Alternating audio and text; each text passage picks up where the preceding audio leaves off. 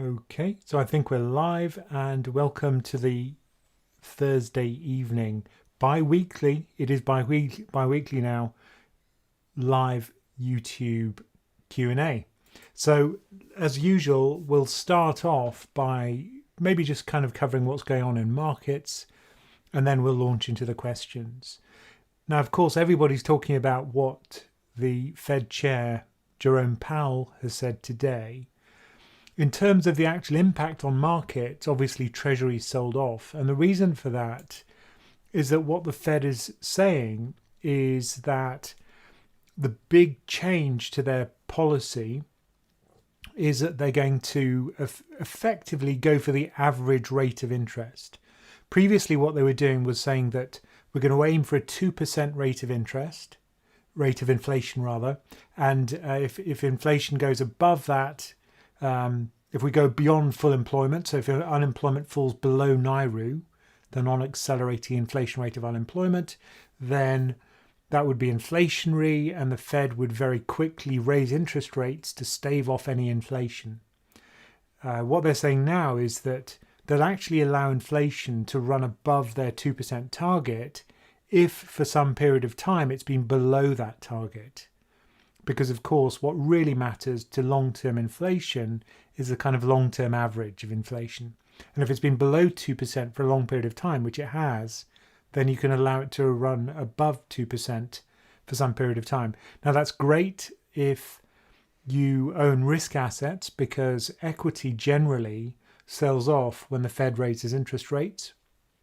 And the Fed will probably hold off raising interest rates longer than it would have before this change in policy. But certainly at the moment, the Fed's not even thinking about raising interest rates. They're not even thinking about raising interest rates, is what Jerome Powell said. So that remains the case. So at the moment, this policy change probably won't affect anything. It's only when inflation starts to rise that we'll see a difference in what the Fed actually does. Now, why do they do this? Well, they say that the definition of insanity is repeating the same thing and expecting a different outcome. Now, what the Fed was doing was trying to keep rates at zero, and they thought that would create inflation, but for the last decade, it hasn't. So that's been the difficulty that the Fed and many other central banks have faced. So what they're trying to do is adapt their policy to something called the Phillips curve, which is now flatter, which means that now that when we have a certain number of a very tight labour market, when many people are employed, previously that would have led to inflation. But now we don't see the inflation for the same level of unemployment. And that seems to be a huge difference that now exists in the labour market and the inflationary effect of the labour market, which we didn't see in decades past. So the Fed is learning from this business cycle and applying that to its policy, which is a good thing. It's nice to see that they have that flexibility and that they are adjusting their policy to match what's actually happening in markets. And some people might say that they're actually moving closer to what proponents of MMT, modern monetary theory, would suggest, but not really. It's getting slightly closer to that, but I don't think this is far from full-on MMT, because a big part of that is fiscal policy, which hasn't changed, really. So let's move on to the questions, and good evening, everyone, especially members of my community, the PensionCraft community, if you're listening. Some people asked about a summary of what the Fed's done today, so that's why I started with it, because I do what my PensionCraft has asked me to. So, hi, Elaine. Nice to see you. So Elaine is asking about... Oh, there's a specific pair of funds. Okay, we probably won't talk about that, but I think Elaine had a specific question. I'm trying to find it. Yeah, here we go. Elaine's asking about bonds. What happens if someone invests in a country's bond and get a haircut. I think it happened for Greek bonds and Argentina. Okay, so imagine that you have lent money to the Greek government. The Greek government then turns around and says, we can't pay you back, or we're really struggling to pay you back. Our economy's on the rocks. We've got a choice between spending on public services or paying you back. So we're obviously going to pay our pensioners who are literally starving. So that's what you face as someone who's owed money by the Greek government. So the Greek government might turn around and say, look, we can't pay you all of it back, but what we can do is give you a haircut, which means that you'll only get 80% of the money you lent to us back, but you will get that back and you'll get it back with interest. So if you're thinking, well, if the choice is between getting nothing back and getting 80% of your money back and interest, well, you'd probably settle for a haircut, right? So it's often the kind of creditors who decide that, yeah, that's okay. And so there's usually a negotiation process between the biggest bondholders and the borrower, which in this case is Greece or Argentina or a sovereign, as to how that haircut will be structured, whether the debt will be extended. So that's one of the other things that they sometimes do, which is to say, this 10-year bond, which we did have, where we'd have to pay back in 10 years' time. Well, what we're going to do is extend the duration of the debt. And that way, hopefully their economy will have picked up and they'll be able to pay off some of their debt and they'll be able to service the debt by extending the debt. So you don't always have to have a haircut, but usually these restructurings involve some kind of combination of a haircut, an extension of the maturity, and some kind of adjustment of the coupon that you receive. Sometimes they even make the coupon dependent on GDP growth, for example. So if GDP growth does pick up, then you get a bigger coupon. So that's the kind of things which you might consider could happen in the event of one of these restructurings. But it's only when a country is really on its last legs or having real economic problems that you'd ever see this. And of course, emerging markets, that's a fairly frequent occurrence. So Argentina is a repeat offender on that score. But for developed markets, this would be extremely rare. So, the peripheral countries in Europe, it was a huge deal at the time. That's all we talked about as strategists, around 2012. But still, that could happen again. So it's always worth knowing about this stuff. Yes, please do like our stream and subscribe to our channel, because then you'll be notified when we publish stuff. And if you click that little bell icon, then you'll know when we've done stuff, and you can watch our video or not, according to whether you find it interesting. But generally, we try to keep it interesting. And do like this, yes please. So currently we have 53 likes and 185 viewers. So only 1 in 3 of you has actually liked it. So please do like it. It makes a big difference to us. And then other people will also be notified that this is a interesting channel and also an interesting live YouTube. So let's go to the next question. And now I'm going to drink my branded drink. Here we go.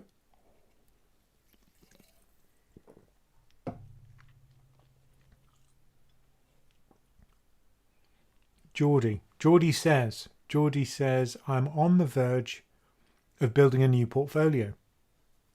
With the current low interest rates and negative real yields due to inflation, do you think bonds will still be a good component for a balanced portfolio in the short-term future? Will they still keep their inverse correlation to stocks? Or in case of crash, investors will opt for other safe haven assets such as gold? Thank you. I think last time actually, when I was on a YouTube live, I actually showed the correlation live in the stream. And yeah, I probably lost lots of viewers while doing it because I did it in R. But anyway, the point is, yes, if you just calculate the correlation between a government bond ETF and an equity ETF, you'll see the correlation is still negative. I did it with VGov, and I think I did it with a Ftse 100 ETF. So yes, they're still negatively correlated. They still diversify. They still are a safe investment. If they're fairly short duration, they're even safer. And they're still good for capital preservation. So 2 of the 3 reasons for owning government bonds are still there. Negatively correlated with equity, so they diversify your equity. They offer you capital preservation. But the third thing is now much weaker, which is the income that you receive from government bonds. That's very small and negative, as you say, in real terms. So if you subtract inflation, a lot of the yield curve is now negative in most developed government yield curves. So yes, I think it's still very much part of your portfolio, because don't forget there's no lower limit for the yield on a bond. It can literally go to minus infinity. So if people are scared, they will buy bonds.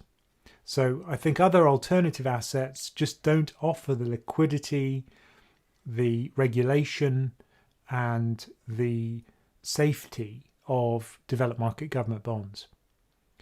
So, gold perhaps is now more attractive as a safe haven asset, but that's purely because real interest rates have gone negative. So personally, I don't think there's much of a better alternative for diversifying your equity.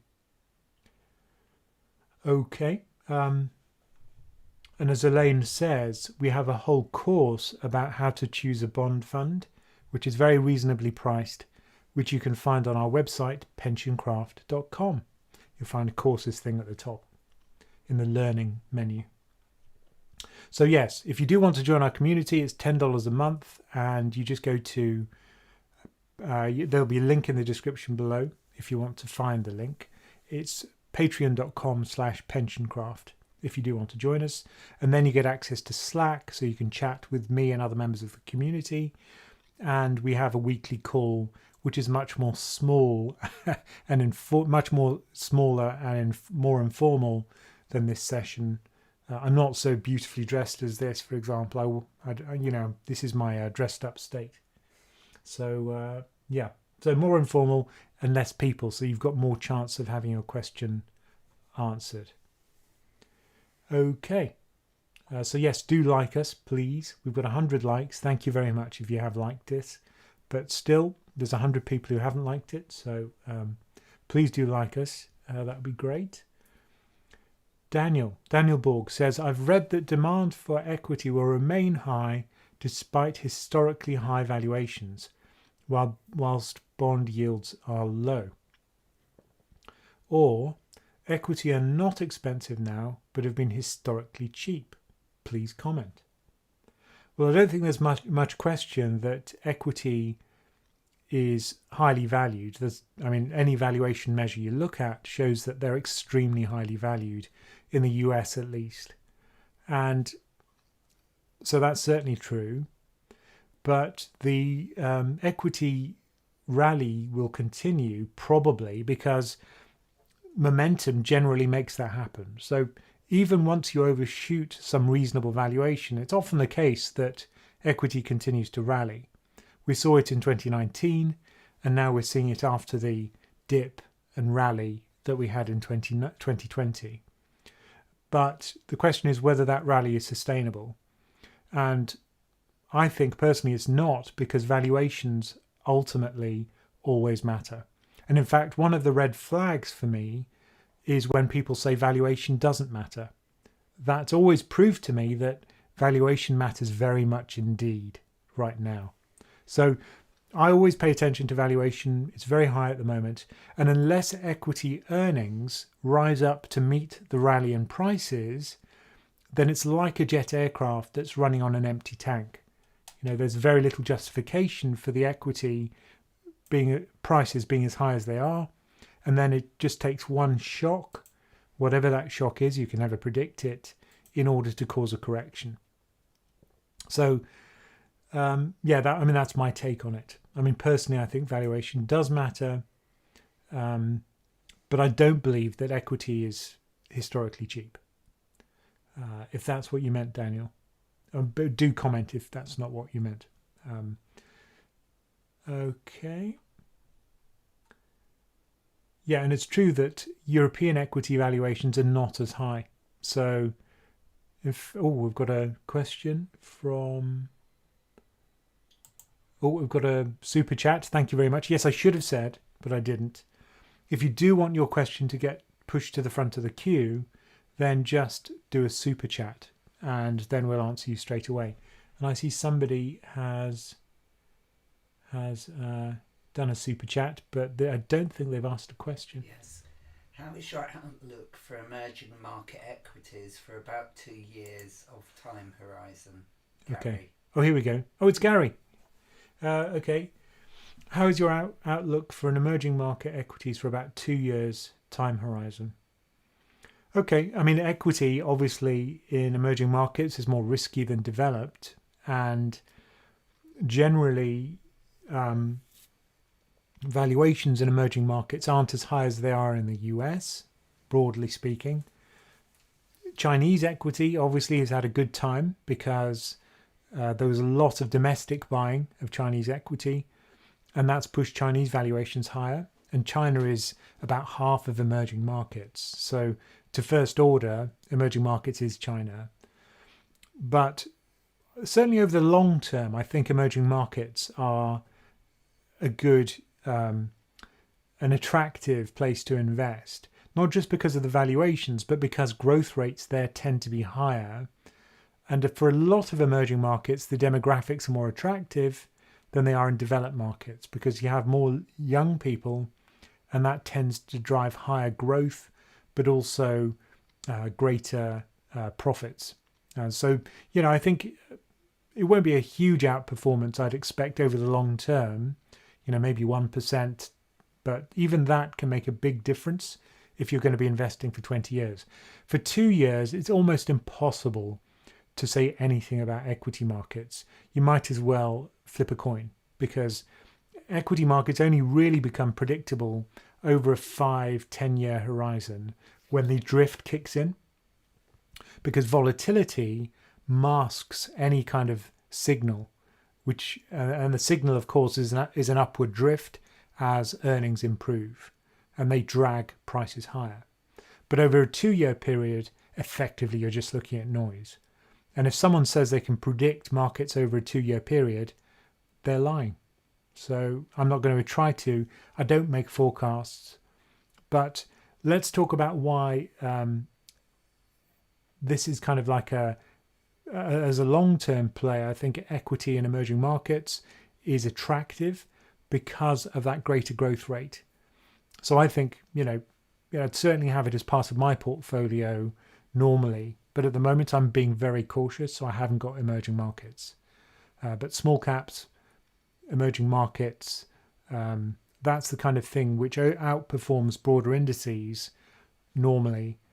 But I'm keeping away from it at the moment because I'm concerned about valuations and also the state of the economy, which is still atrocious globally. So things have improved because we've seen a massive fall in economic numbers, but then we've seen a massive rise, which always happens after a big fall. But the question is it going to go beyond where it was before in terms of economic variables? And many of them haven't yet. For example, US employment, which spiked massively, fell massively, but still isn't below where it was in the global financial crisis at its peak. So I think the key thing is what happens to economic numbers in the next few quarters, whether we're going to see those improve and how close we get to the situation before things really got bad with the global shutdowns. Okay, so I hope that answered your question, Gary. Right, let's move on. Okay.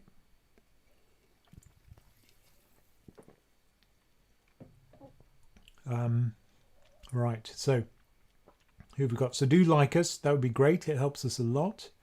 I can see that 130 of you have liked us. and we have 240 viewers. So it would be great if you could like us. Good evening from a rainy Yorkshire. Hello, Richard. And hello, Rachel. Good evening, Cool Dude 1995 and Ceramis and Bran and Geordie. It's great to see you on the live chat. Jenny Leonard, Frederick V. Great to see you all. We've got a question from... Oh, and it's raining in Darlington as well, according to Scott Manning. Okay, so Chuck Diesel says, "Hey Ramin, thanks for doing these videos. I'm curious about your thoughts on ETF NOBL, which is S&P Dividend Aristocrats in USA." Now, just in case people aren't familiar with a different Dividend Aristocrat ETF, the idea is that the fund manager screens for stocks which pay a high dividend. Now, there are two ways you make money with a stock. One is a capital gain, which is you buy low and sell high, and the other is income. So the company can decide out of its profits how much of those profits are paid back to its shareholders. If it's a growth company, then it'll reinvest the money back into the business, grow organically, and hopefully generate a good return on those investments. And that pushes up the equity price. If it's a high income payer or a kind of high income stock, then most of that money will be paid back to shareholders rather than reinvested. Of course, they still have to pay their staff, they still have to pay taxes, they have to service their debt. But with what's left, they usually give a large proportion. The payout ratio is the proportion of the profit which they give back to their shareholders. So what these Dividend Aristocrat ETFs do is screen for companies with a high dividend payout ratio. So historically, these companies have paid out a lot of their revenue, a lot of their profit rather, to their shareholders. And the second thing they look for is stability of that dividend, because if you can't grow your profits consistently, then you don't have enough money to pay back to your shareholders. Now, in the US, what's been happening a lot is share buybacks, where you turn by buying back your own stocks, that increases the stock price and that gives you a capital gain. So a lot of people look at the US market via something called they add something called buyback yield to the dividend yield, because as an investor, you don't mind which you get. Either of them will give you either a capital gain or an income. So personally, I think in the US, historically, they haven't been great dividend payers. And in this kind of environment, a lot of companies are cutting their dividend payouts. So I think if you are depending on dividend as a source of income, then okay, you haven't got much choice. A lot of people who've retired use their capital to generate an income by buying these high dividend stocks, but that's not always a great thing to do in an environment where revenue's falling, because dividends get cut. And of course, remember that a company can cut its dividends with no problem, right? It just means that the stockholders get upset. So it might see its share price fall. But if it misses a single coupon payment on one of its corporate bonds, it goes into default. And that's considered a default, and the company could become bankrupt. So dividends can be cut willy-nilly, really. So just be careful about that, is all I'd say, Chuck. You know, obviously they're going to screen for companies which have a stable dividend, but in this kind of environment, who knows? It might be better to have a more diversified approach and go for some growth as well as high income, because that way you win either way, whether you get capital gain or whether you get income. You might want to diversify a bit. But I couldn't comment on the particular ETF because I'm not familiar with it. So I'll just talk in broad terms. So yes, do like us. It would be great if you liked us. So 154 likes and 260 concurrent viewers. So yeah, more than half of you have liked us. Thank you very much for that. And yeah, do subscribe to us and consider joining us. Join our community for $10 a month. And then you get to join us on Slack and chat with me and the community, ask any question you like, and I do try and answer all of them. So, next question, Alex Burt. Good evening, all. Good evening, Alex. So Alpha 77QWX says, is that inflation news that will go above 2% so big as people hype it in stock market? My guess is it's not so big. Yeah, as I said at the beginning, Alpha, I think if we do start to see inflation, then we'll see the change in policy from the Fed. What I mean is that currently rates are close to zero. The Fed is not going to raise rates while unemployment is extremely high, which it is. So effectively, the new announcement that they made today makes no difference at this point. The point at which the difference will be seen is when inflation starts to rise, because they're going to let the economy run a little bit hotter than it normally would. Previously, at the first sign of inflation, they'd have raised interest rates, but they're not going to do that now. They're going to let growth win over inflation. So that will be different, and that will happen eventually once we start to see inflation come back. But at the moment, you're right, I don't think it makes a massive difference. But equity markets generally, when the Fed is more accommodative, when they look like they're going to, allow rates to be low for longer, that's seen as a positive for equity. So equity markets would rally on this, and inflation is bad for bonds, so treasuries will fall. So that's your high-level summary of what the Fed said.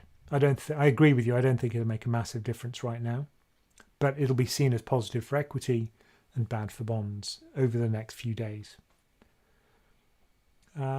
Right, Jonathan Ball says, "Hi Ramin, thanks for your great videos. My pleasure. Holding a lot of US stocks and worried about currency risk and overvaluation. Is the currency risk justified? And hedge currency or reduce exposure?" Well, I think the currency risk for the equity component probably doesn't matter over the long term. So if you look at equity prices over 20 years, they drift upwards. If you look at foreign exchange rates, they don't drift. They do slightly change over time, but they don't drift continually one direction or the other, because in developed markets, at least, there's not a continually different interest rate. Usually the interest rates are roughly the same, and that's what drives FX rates. So, I wouldn't worry too much about the currency hedge unless you're worried about shocks like Brexit, in which case, if you think that sterling is going to strengthen very sharply versus the dollar, well, that's going to hurt your US equity holdings or treasury holdings or whatever that's dollar denominated. And of course, that includes gold. But if you think sterling's going to weaken, then the currency change will be in your favor. So it really depends on whether you think that shock's going to be sterling positive or sterling negative. So if you do think it's going to be sterling positive, you would hedge. If you think it'll be sterling negative, you wouldn't hedge because it'll be in your favor. But as I say, for equity over the long term, you can probably get away without a hedge if you are going to be investing for the next 20, 30 years. But if you are holding bond funds, I should say usually they are hedged because their volatility is low, whereas the volatility of foreign exchange is higher than that of shorter duration bonds. Which is why it's very hard to find sterling hedged equity funds, but easy to find sterling hedged bond funds. Okay, I hope that answered your question, Jonathan. Kenneth Adams says it's his favourite time of the month. I hope that's because of the video. Okay. And then Cool Dude 1995 says, good question, John. Yep, very good question. Okay, Scott Munning says, really interesting video on MMT the other day. It was fun. I really enjoyed making it. And I loved reading Stephanie Kelton's book. She won't reply to my Twitter messages, but hey, maybe she will one day. But it was nice to read her book. I thought it was really informative. If you haven't read it, I'd really recommend it. It's called The Deficit Myth, but it's really well written, very clear, and she makes a very strong case. I'm not sure I completely agree with everything, but hey, it's interesting. And I think it'll actually dominate discussions about fiscal policy and what governments should be doing during this crisis for some time to come. So it's really worth reading, if only for your dinner party conversation or pub conversation, depending on where you argue about economics. Okay, so the question is, what do you think about the recent Apple overtaking the Ftse 100 total value and the future of indices related to tech stocks? Yeah, so the market capitalization of Apple is $2 trillion, and the size of the UK market, the entire UK market, is about 800 billion, which means that Apple is over twice as big as the entire UK equity market, which I think puts the UK into perspective and explains why I think it's worthwhile diversifying if you're based in the UK. We only make up 4% of capital markets, so you shouldn't have a UK bias. If you have more than 4% of your assets in the UK, that's an overweight, and it suggests you think the UK is going to outperform. So just be aware of that. But I think that's been the case for a long time. Apple's been over $1 trillion for a long time now. So that's, been much bigger than the UK equity market for some time. And in terms of the tech rally, I think many of the reasons for it are still intact. I think one of the reasons is the pandemic, obviously, which will subside over time. But the other reasons, which are its profitability, its high margins, and its dominance of our lives, I think that's unlikely to change. The only part of it that's going to abate a bit, I think, is the crisis. But yeah, I think we'll probably see tech outperform for some time to come. Whether it's US tech or elsewhere is another matter. So we've got a super chat, and Chestad says, let me just drink my drink.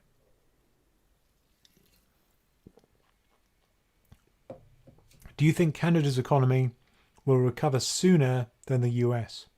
How do you think the Canadian dollar will perform relative to US dollar? I think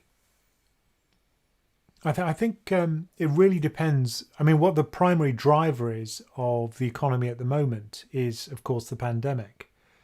And it does seem as if Canada is doing better than the US in terms of infections.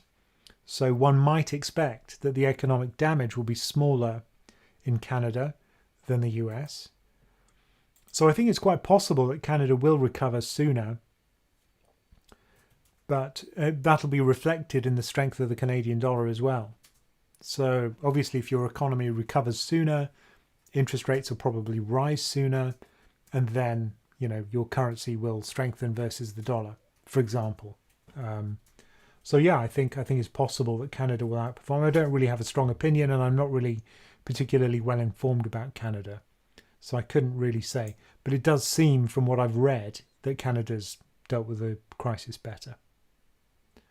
We've got another super chat, thank you, from Ceramis, who says, would you recommend steering clear of the life strategy funds for now then, as they're more than 4% UK based?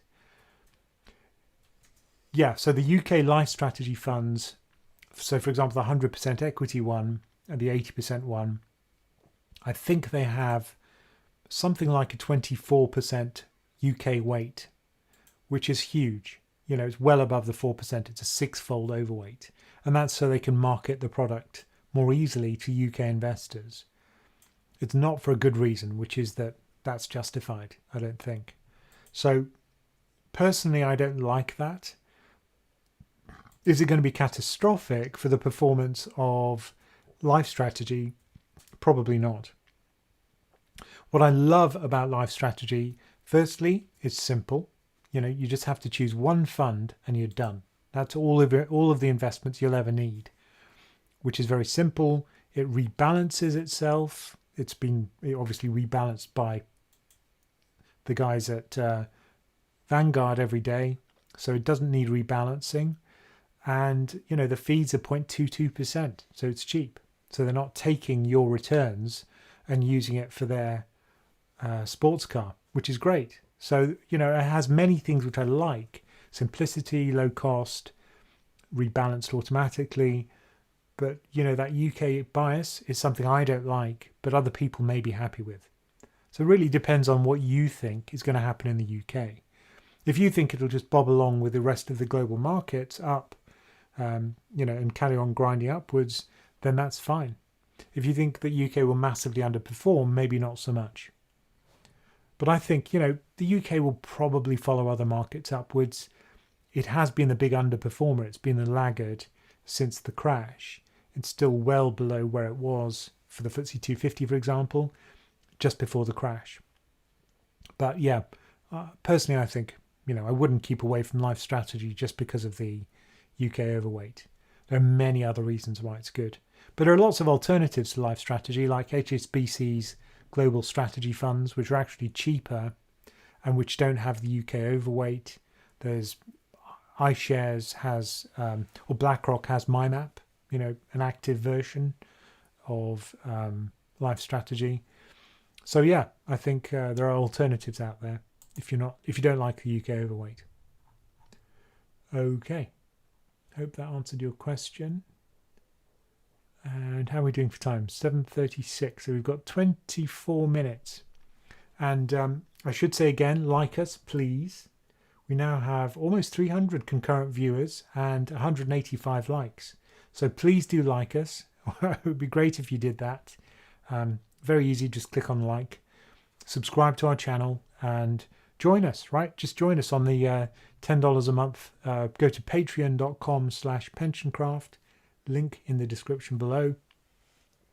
And, you can become part of our community. You can make sure that we continue to exist, because we can't do that without support. And also, we can improve our products and our offering if we have a higher income. So please do join us. That would be great. Oh, Archie's here. Great. Nice to see you, Archie.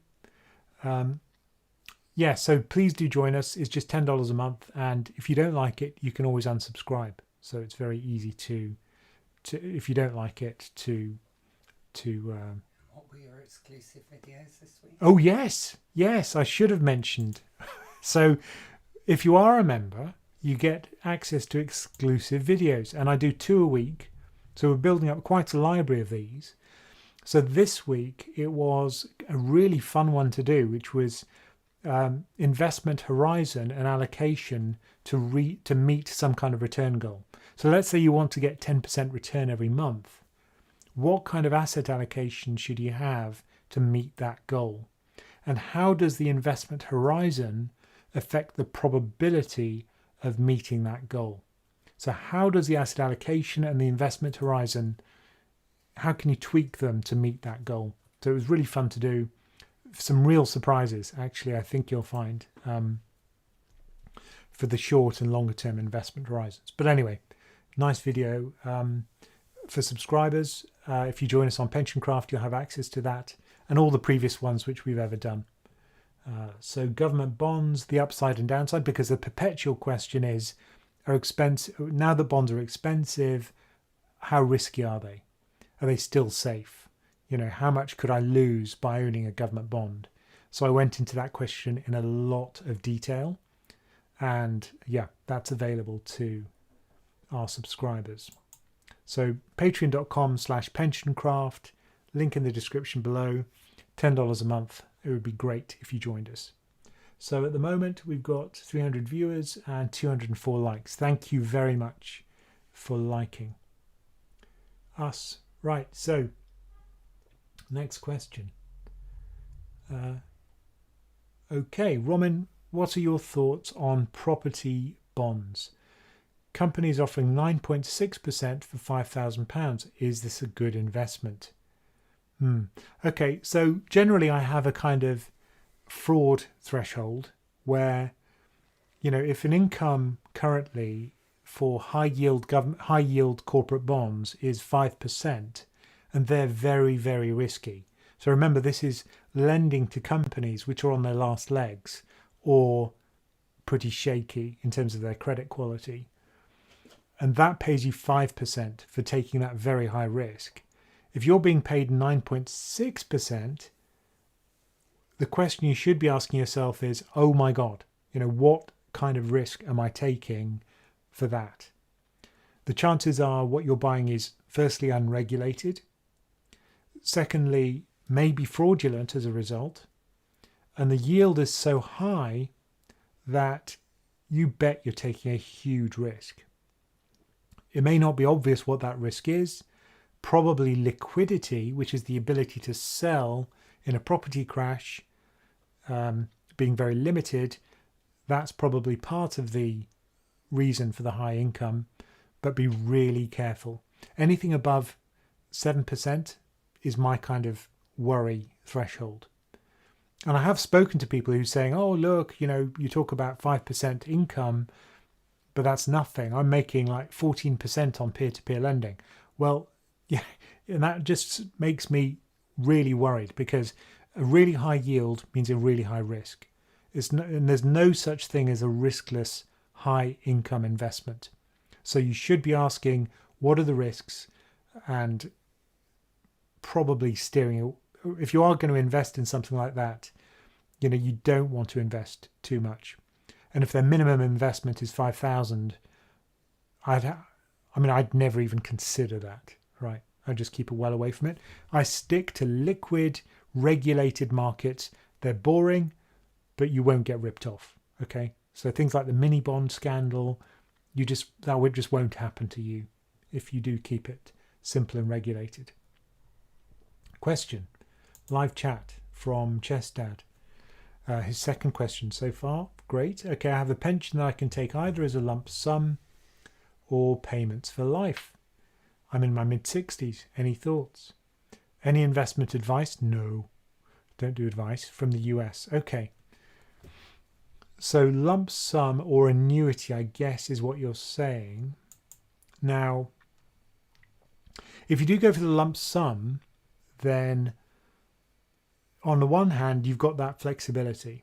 You can invest it in anything you want, and then if you do well, you may be better off than you would with the annuity, which is the payments for the rest of your life. On the other hand, if things go wrong, then you would have been better off with the annuity. So you could invest at the wrong time, markets could crash when you need the money, and you're taking the risk that happens. Whereas with the annuity, it's guaranteed for life. Usually it's linked to inflation, so that if inflation goes very high, so will your payments increase in line with that, which is great, because then you don't have to worry. It's guaranteed for the rest of your life. There's no risk of outliving your money. Whereas if you've got your own lump sum, you could outlive it. And then you'll be dependent on your family, and nobody wants that, right? We want to be independent, and we don't want to be a burden to our kids. So yeah, those are the kind of trade-offs that you should be thinking about. But it's worthwhile creating a spreadsheet where you say, well, this is what I think I can earn, with my investment, have a reasonable rate of return, nothing crazy like, 10%, probably more like 5% investment return, and just see which one would probably be better for you over the long term, and stress test it. So say, well, if I only got 3%, which one would be better now? So you also have to make an assumption about how long you'll live, which is a bit morbid, but you do need that in order to do the calculation. But yeah, it's also psychological, which is safer. Which would you rather live with, the risk of outliving your money or the safety of having an annuity which will pretty much guaranteed last you until you die? So I can't answer your question, but those are the things which I'd consider if I were you. Okay, we'll move on. Right. Any thoughts on the oil market? Yeah, I mean, sure. I mean, the story with oil over the long term, clearly this is an industry which is in a structural or long term decline. I mean, even if you speak to some oil executives, which I do through my job, or ex oil executives, it's very clear that even they admit that their industry is in decline. So unless that industry can transform, which some of them are doing, let's face it, if you go to some of these um, gas stations or petrol stations, as we call them in Blighty, if you go to some of those, then they actually have electrical plug-in points for electric cars now. So they are trying to adapt and evolve. Some of the oil companies are, because energy will always be required. Oil, on the other hand, won't. So I think, I mean, if I was going to invest in the oil market, what I'd like is to invest in companies which at least had the possibility of doing that transformation, where they were slightly diversified and didn't just depend on oil itself. Unfortunately, there aren't that many companies like that out there. So, but certainly in the short term, we'll probably see a bounce back in oil companies because demand will increase as lockdowns end, and that's always good for the oil industry. But it's going to take us coming out of this crisis before the demand picks up. And if you look at the latest statistics, the weekly statistics on traffic, it has rebounded a lot in the UK, and I'm sure that's true elsewhere. In China, I've seen the same thing. So, yeah, I think demand will increase. Short term, we'll get a bounce back in oil companies, and the price of oil will probably increase, maybe not to $100 a barrel, which is where it was a while back, but, above 40. But I mean, so I think personally I'd keep away from the oil market because just from an ethical point of view, I just don't want to be part of the problem. I'd rather be part of the solution, which would probably be renewable energy or electric vehicles. Okay, so that's my 2 cents on oil. What's the impact in gold price? Okay, I guess what you mean is, I'm not sure what you mean actually. Are we talking about the Fed's announcement? But I mean, okay, so the Fed's suggesting that rates will be lower for longer. So that would be good for gold because low interest rates, good for gold. So yeah, I think that'll be another reason why gold will continue to do well. Low interest rates for a long time. Okay.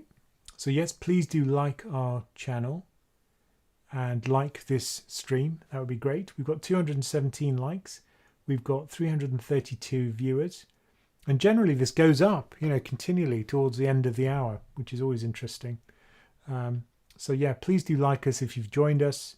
You just click on like for the stream. That would be great. And remember, you can super chat. You can join our community, $10 a month, and make sure that we can eat. Where's my dog? Here he is. I've got to do the dog trick.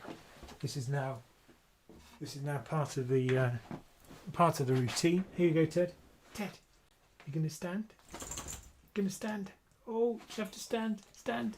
Oh no, you can't lean on me. You've got to impress all the people watching. Come on, stand. Oh yes, good boy. Very good. There we go. So he was a bit reluctant there. So yes, Teddy will be able to eat if you support us. Otherwise he may starve. So please do join us. $10 a month, and we can eat as well, of course. So we really can't survive without the support. So if you could join us, it would be great. And you get all the benefits, which is the Slack membership, the videos that we produce, which are only available to subscribers, and that's a growing library. I do 2 a week. You'll only get those as a member, and of course the joy of knowing that we'll carry on making videos, which some people find very useful. Also, they tell me. Right, Kenneth, I'm wondering why Vanguard's long-term gilts are classed as 5 out of 7 scale in relation to risk. I'd always assumed these are pretty safe. Still a good investment currently, do you think? Well, I've got them, so yeah, clearly I like them. Now, the reason why they're considered risky is because of the duration. Now, if you've got a long duration bond, it's very volatile. So the volatility on UK long duration gilts is comparable with the Ftse 100 equity. And so volatility is risk because there's a higher chance that the price will fall. And if that's the case, then the risk is considered to be higher. So it's the duration risk, not credit risk, which is completely different. The government will continue to pay you the coupons, but the price will fluctuate for the bond as yield curves move up and down. So there's just more sensitivity to that yield curve jiffling with long duration bonds. Why do I buy them? Personally, I buy it because they give you a bigger bounce when equity falls. So when you rebalance, you get to buy more equity. You sell your long duration bonds when equities crash and you buy the crashed equities. If I'd gone for shorter duration, I couldn't buy as much equity because it wouldn't have bounced so much. So that's why I like long duration. The other reason is the income tends to be higher further out on the yield curve. So you get generally a higher income, but it's still quite small. But that's why I'm invested in long duration UK government bonds. That's 40% of my portfolio. So yeah, clearly I like them. Kieran says, thanks for the great content. My pleasure. I've noticed that 2 bond funds you hold in your portfolio have dipped over the last month or so. Does this concern you, or do you think bonds gilts are likely to rally? I'm not that worried, actually. I mean, I've noticed that too, but they've gone up a lot. So, I'm quite happy with them still. The reason why I've got them is because I'm cautious. I think equity is in a fairly precarious position at the moment. And so, I'm quite happy to hold on to them. The point is as well that, you do get a lot of fluctuation, particularly for long duration bond funds. And so, a bit of volatility is something I'm quite resigned to. If they fell 10%, I wouldn't be that worried and I'd still hold them. So the point is that I'd only sell them when they rally, which is when equity falls. So that's my plan. And it's always good to have one. Right, Christina. Christina says, hi, thank you for your channel. So useful! Exclamation marks. Great. I wanted to ask, being a UK-based investor, does it make sense to have inflation-linked bonds from other regions like the US or EU? Thank you. My pleasure. Okay, so, the point I always make about inflation-linked bonds is they're a bit weird because if you buy them, the reason why you buy them is because you don't want the value of your bonds to be eroded by inflation. Now, if you live in the UK, the rate of inflation here will be different to that in Europe or Japan or the US. So you want your bonds to be linked to your cost of living. And if you're living in the UK, then you buy UK government bonds because they're linked to UK, the retail price index at the moment. It's about to change, in fact, which has upset a lot of people, understandably. But yes, that's why I think it makes sense to buy domestic inflation-linked bonds.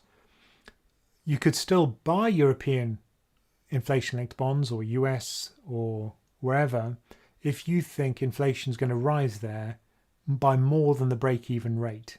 So the break-even rate is the difference between nominal and inflation-linked bonds. And if inflation increases by more than that over the lifetime of the bond, then you'd have been better off with the inflation-linked bond. So really, by buying foreign ones, you're just taking a punt on inflation being higher than the break-even over the lifetime of the bond. So I hope that answers your question, Christina. Chestad? Super chat. Chestad, yeah, super chat from Chestad. What do you think of investing in UK banks? Right. I've had a lot of calls recently with UK investors who are upset because, of course, they invested in UK banks, and this is a fairly toxic environment for UK banks. And let me just explain why. Banks are the ultimate cyclical stock. So when the economy is strong, banks rally. And of course, the economy in the UK is very weak at the moment. We're probably the worst affected European country in terms of the effects of coronavirus. Our economy has fallen by more than any other developed, maybe not all developed countries, but certainly most in Europe as a result of the virus. So our economy is in a fairly parlous state at the moment. Also, when net interest margin, which is the difference between the rate at which you lend and the rate at which you borrow, you make money by lending at a high rate and borrowing at a low rate as a bank. And when the interest rates are lower, that difference compresses. So the net interest margin gets smaller when yield curves are flat. And of course, that's exactly what they are right now. So that's why banks are particularly unattractive at the moment. If you think they're too cheap, if you think net interest margin is about to improve, or you think the economy is about to improve significantly, then yeah, maybe that's a buying opportunity. If you're going to be a little bit contrarian, then, valuations are certainly low, but that's the concern, which has made them low. Personally, I never buy single stocks anyway, or even sectors, so I wouldn't do that. But yeah, if you want to be contrarian, maybe. Okay, how are we doing? We've got 4 minutes, so let's do... And the super chat. Ooh, super chat from Canada. Let me just have another swig. 1, 2, 3, 4, 5, 6, 7 Pixel. Thank you. Particularly for loving the channel. Thank you very much. What do you think about borrowing to invest when young? Is it a good idea with a low rate we have now? Okay, effectively what we're talking about is leverage. It depends on who's providing the money. That's always the concern. When you borrow, the question is, will there be a margin call? In other words, if you make a loss, is somebody going to call in the debt? And of course, if you borrow to invest, then you can actually lose more than you invest, depending on how much you've borrowed, but it could wipe you out financially. So that's what I don't like about leverage, which is that you can lose more than you invest. Whereas you don't have any contingent liabilities if you just invest $100 or £100 and it goes up or down. At worst, it'll go to zero, but it'll never go to minus 100, which is possible for leverage. So I'd just be careful about that. And that's also why I don't like contracts for difference, because effectively it's leveraged, often leveraged, and very risky as a result. And it produces a kind of gambling mentality, which is completely opposed to the mindset you should have for investing. Investing and gambling, completely separate things. If it's exciting, it's not investing. So yeah, even if you're young, I'd be really cautious about leverage. And we've got another question from Gary, another super chat. What if the inflation doesn't rise even after so much efforts from the Fed? Isn't it a major risk of US equities underperforming in the long term? Thanks. Yeah, that's exactly what the Fed was hinting at today. If you read Jerome Powell's speech, you'll see that he talks about that again and again and again. The fact that through this whole business cycle, inflation refused to rise, even when rates were at zero for almost a decade, which suggests to me that the interest rates are a very poor way to generate inflation. A much better way is through fiscal policy, through the government effectively injecting money into the economy. And if they inject into the right projects, then that has a high fiscal multiplier, and that stimulates the economy more, rather than banks just putting it into their reserves or people just saving the money. So yeah, it's a real problem if the Fed doesn't manage to generate inflation. It is a major risk. And of course, deflation is what everyone remembers in the US from the Great Depression. There were many years when prices fell. And although that sounds good, it's an economic catastrophe. You get layoffs, you get people anchoring their expectations on price falls, you get high unemployment, and it's a real problem if you get deflation.